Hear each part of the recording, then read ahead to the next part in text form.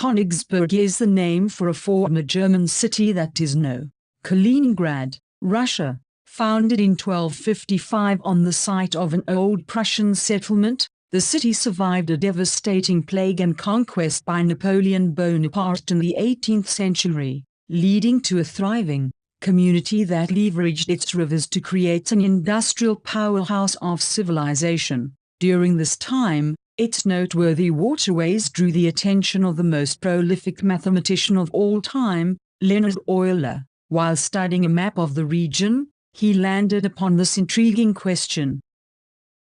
Given the 7 bridges, spanning the rivers of Königsberg, and connecting its 4 land masses, Euler pondered whether or not a person could walk through the city, crossing each of the bridges once and only once. This simple problem led to the creation of graph theory.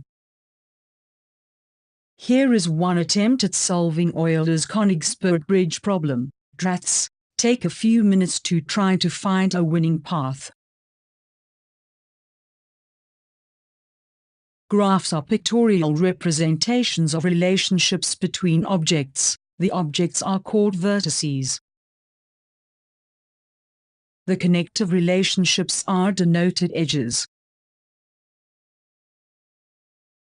We also have a concept called the valence of a vertex. The valence is the count of the number of edges incident, in other words, attached to the vertex. For example, the left top vertex has a valence of 3, the left middle vertex has a valence of 5. What are the valences of the other 2 vertices?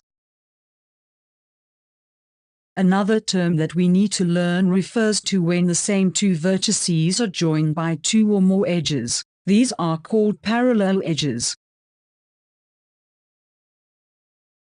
Also, there are times when an edge returns to a single vertex. Those edges are called loops.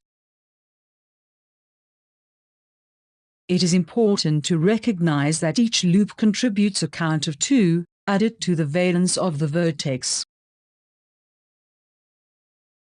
Let's work on creating graphs and discovering some of their properties.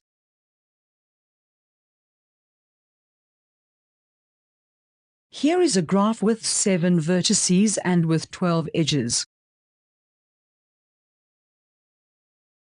We have identified the valence of each vertex and entered the data in the table. Finally, we compute the sum of the valences.